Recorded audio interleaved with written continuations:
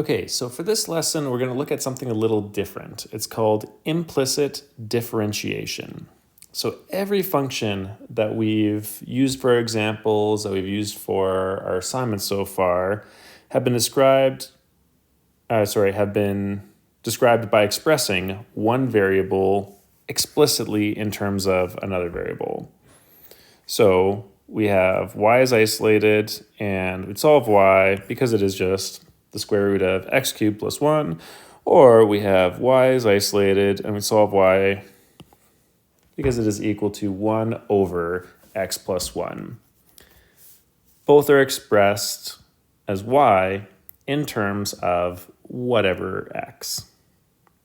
Some functions and their relations are defined implicitly by a relation between x and y, such as if I have x squared plus y squared is equal to 1, or if I had x times y plus x minus 2y minus 1 is equal to 0.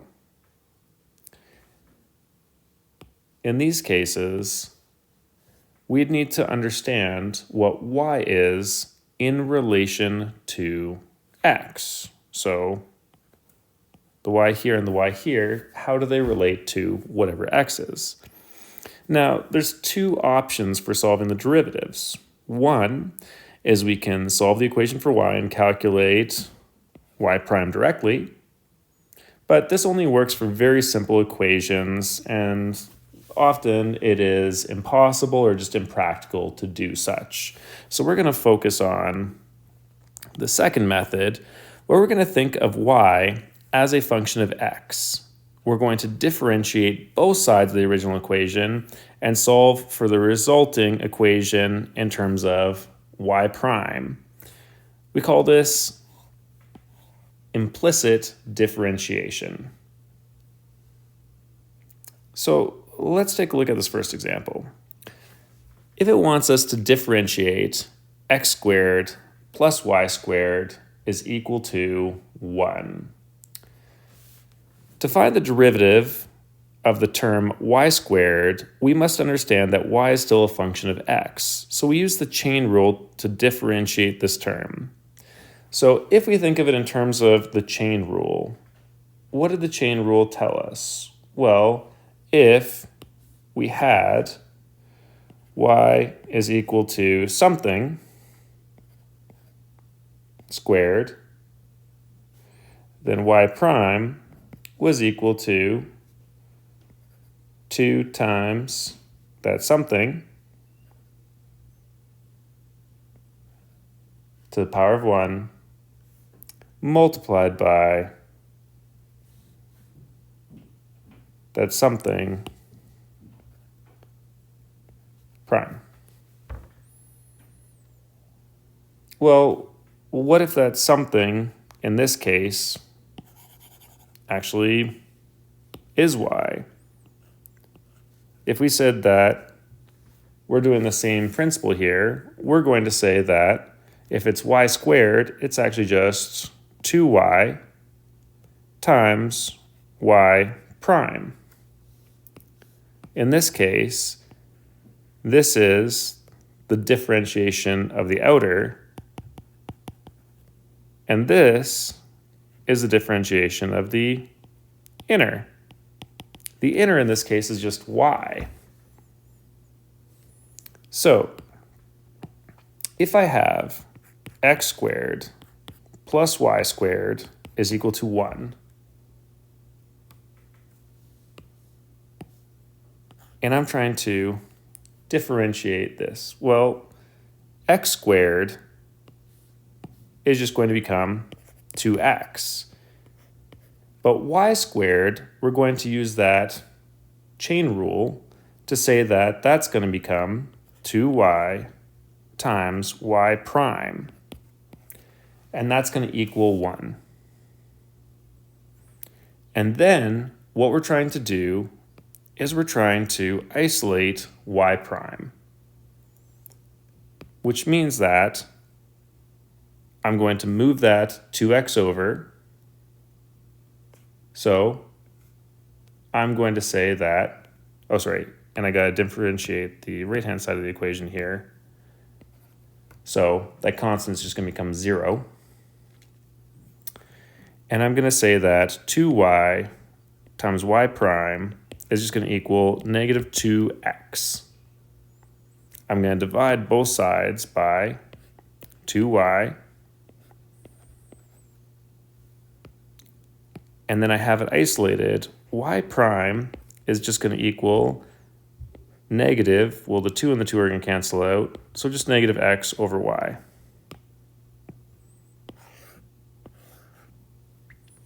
And this is my implicit differentiation for y prime.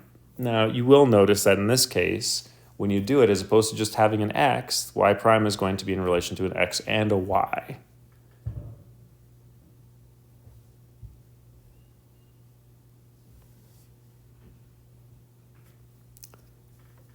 What about for the second example? Well, for the first example, we had that power that we were going to use.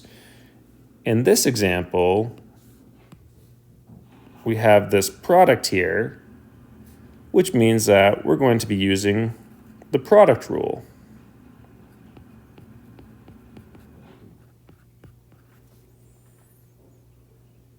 Well, what does the product rule state? The product rule says I'm going to be doing x times y prime plus y times, when I differentiate x, I just get 1. So I have factor 1 d2 and factor 2 and d1. And then I'm going to keep going. Then I have the plus x, well, that's just going to become 1. I have minus 2y, or minus 2, y is just going to become y prime. And my constant is just going to get eliminated. So all this is going to equal 0. Well, now I have a problem because I have 2 y primes here. So what I'm going to do is I'm going to take any term that doesn't include a y prime, here and here, and I'm going to move them to the other side of the equation. The ones that do include the y prime, I'm going to leave on the left-hand side. So I'm going to write this as x times y prime minus 2y primes is going to equal negative y minus 1. And the reason that I did this was because now I can pull out a common factor of y prime. And then I'm just left with x minus 2. And this is still equal to negative y minus 1.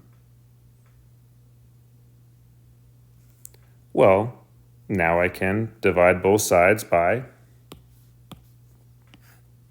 x minus 2.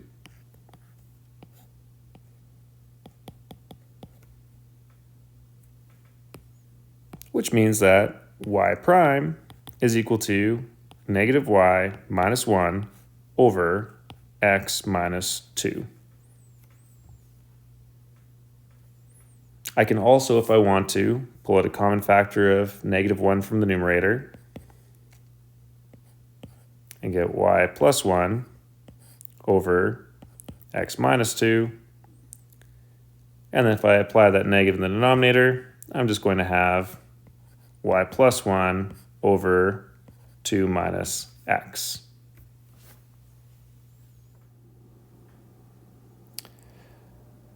For example 3, it says find the slope of the tangent to the curve 2x to the 5 plus x to the 4y plus y to the 5 is equal to 36 at the point of 1 and 2.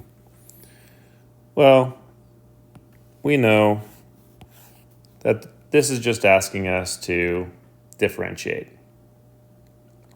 To differentiate the above equation, let's find the derivative of every single term. So the 3 terms on the left and the term on the right. So if I'm differentiating 2x to the 5, then I'm just going to get 10x to the 4. If I'm differentiating x to the 4y, remember, I'm still just using my product rule here. So I'm going to take the first factor, x to the 4, times the second factor, differentiated, plus the second factor times the first factor, differentiated. Or 1 d2 and then 2 in d1. When I am doing it for y to the 5, I'm just going to use the chain rule. 5 y to the 4 times y prime. And for the constant, it's just a 0. What does this mean? It means that the slope of my tangent is going to equal 10x to the 4 plus x to the 4y prime plus 4x cubed y plus 5y4 times y prime is equal to 0.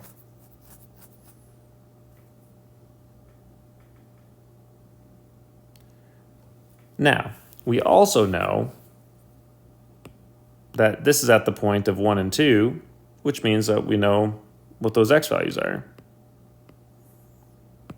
So I'm going to say that this is equal to 10 times 1 to the 4 plus 1 to the 4 times y prime plus 4 times 1 to the power of 3y plus 5y to the 4 times y prime. We also know what y is equal to, which means that I can sub in for y as well.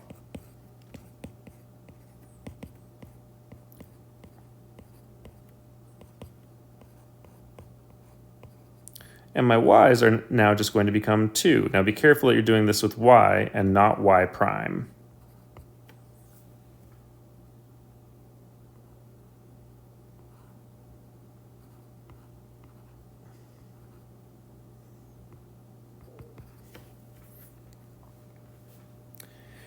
And then I'm going to get 10 times 1 to the 4 is just 10.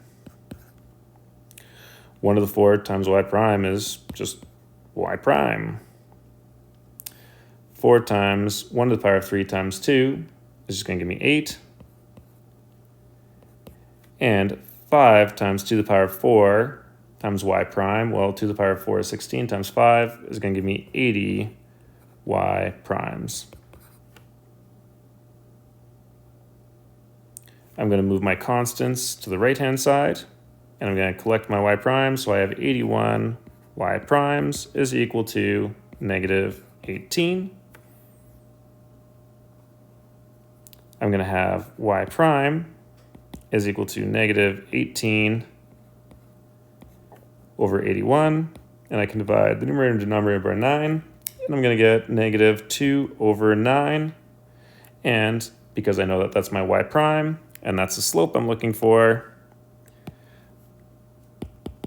my slope is equal to negative 2 over 9.